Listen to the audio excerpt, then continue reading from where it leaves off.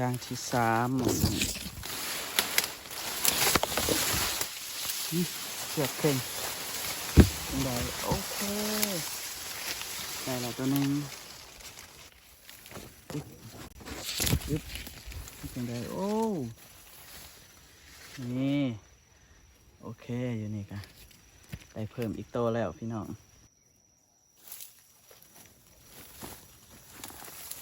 โอ้ถึกพี่น้องถึกอีกแล้ว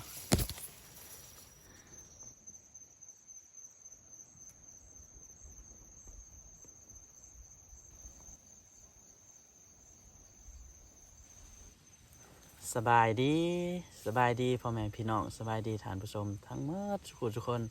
ทั้งอยู่ในลาวทั้งอยู่ไทยและทั้งอยู่นอกพุ่นเนาะมื้อนี้บอซิดมาใส่ละครับมาใส่อยู่ผู้อยู่จอมผู้อยู่ไห้เขาเจ้านี่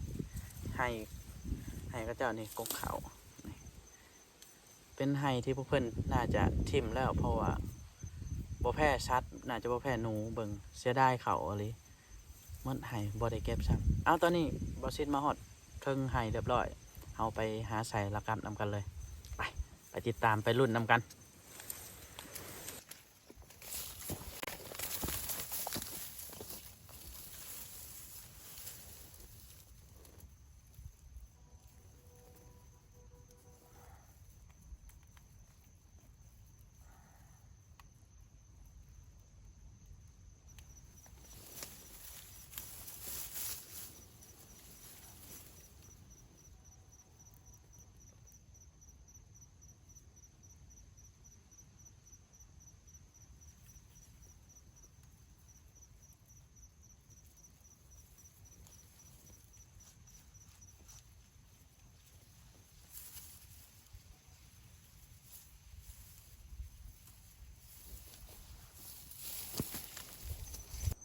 นี่เป็นบรรยากาศ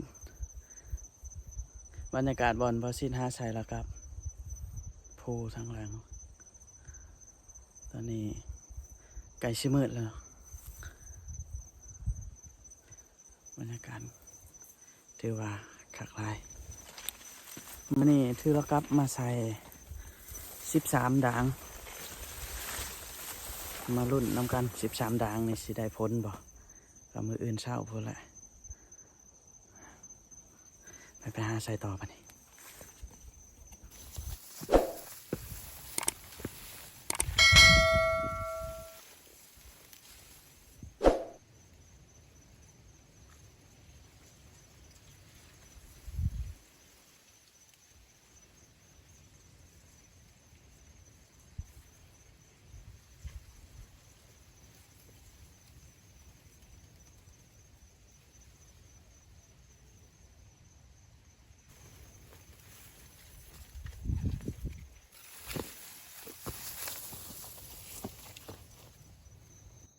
เลาะใส่แล้วครับมาตะลุ่มผู้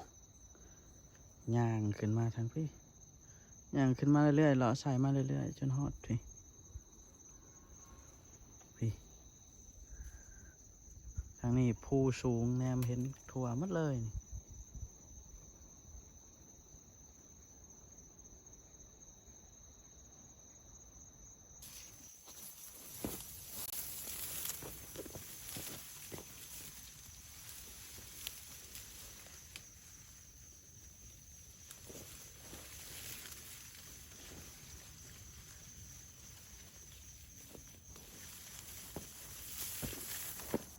แล้วกับ13ด่างเขาก็ใส่ครบจนหมดแล้วตอนนี้ก็มีแต่สิเดินทางกลับมืออื่นเศร้าเขาจึงมายามเอาจังใดก็ไปรุ่นน้ำกันมืออื่นเศร้าแล้วว่าหวังว่าเขาสิได้ตอนนี้ก็ได้เวลาเมื่อแล้วตอนนี้ใกล้สิค่ำแล้วเนี่ย4:30แล้วตอนนี้ประมาณ5 โมงยังนี่แหละเอากลับเมื่อก่อนมืออื่นเช้าจึงมายามใหม่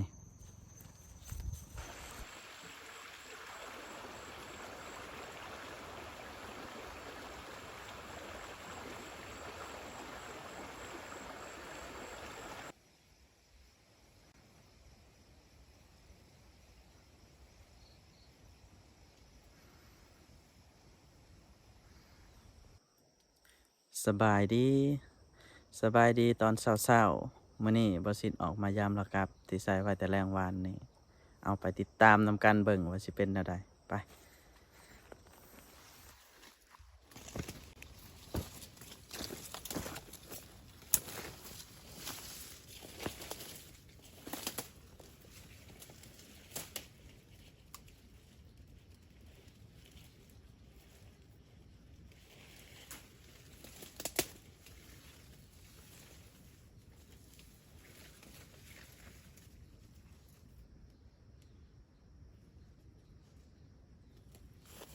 บ่มีหยังกิน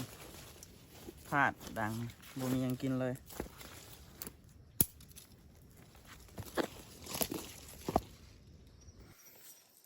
ดังทำอิฐถือว่าพลาดไปบ่มีหยังกินเลยเอาไปหาเบิ่งอีกดังต่อไป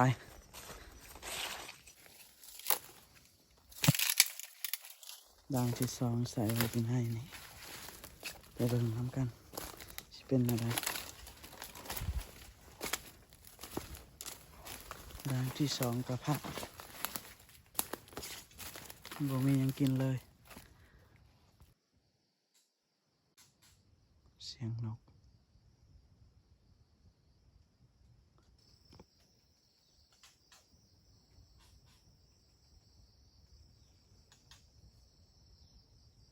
ได้ยินแต่เสียงบ่เห็นโตครับ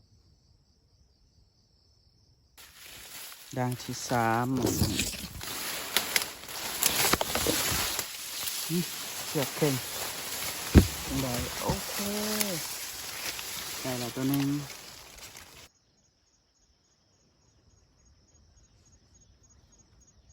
แสงแดดกำลังขึ้น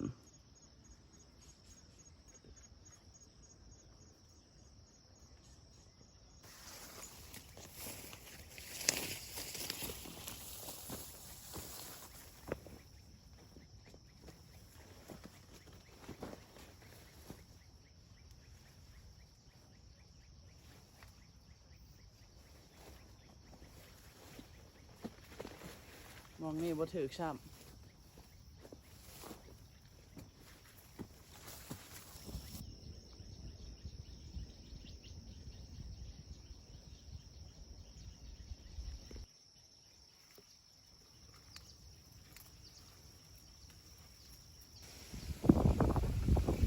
ครับ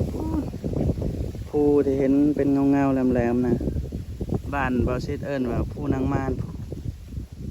บรรยากาศงามเลยตอนนี้ยามมาได้6ด่างแล้ว ได้แต่ด่างเดียวที่ว่าถึกหนู ยังเหลืออีกครึ่งหนึ่ง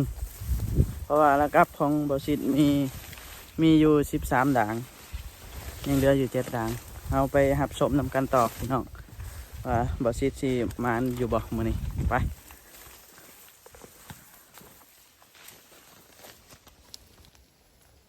เป็นจังได้อยู่บ่นี้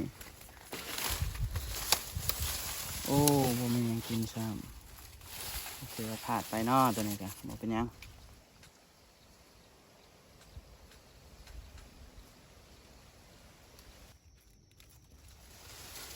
แล้วบ่มีหยังกินซ้ำของนี่พี่เด้อคือกันพลาดอีกอยู่นี่จ้ะ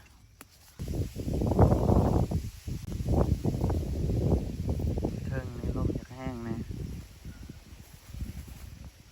อนาคตข้างหน้าบอสิว่าสิไปหาถ่ายคลิปอยู่พุ่นละอยู่พูนไว้นั่นแต่หากจักตอนใดติดตามเบิ่งนำกันว่าบอสิมีโอกาสได้ไปบ่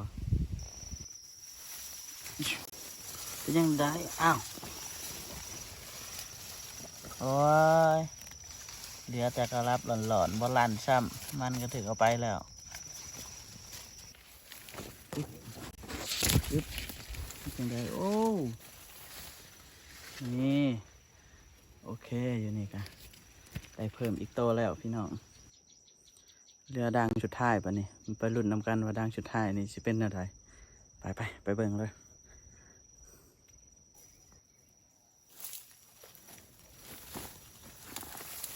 โอ้ถึกพี่น้องถึกอีกแล้ว